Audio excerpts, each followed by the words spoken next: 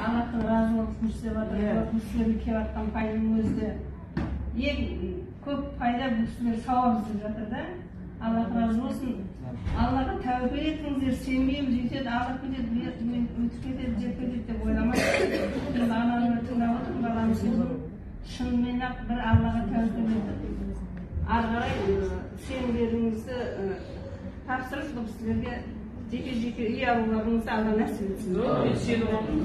Алла разы болсын. Күмән келтірмеңіздер, бұл сөздің мағыналарын тыңдап. Әбден халықтың көзін, құлағын үйретіп қойғанда бәрімізде мұсылманнан шығады, олар алдап кетеді, олар өйстіп кетеді, бүйтіп кетеді деген сенімсіздіктен осындай нәрсеге адам жетеді.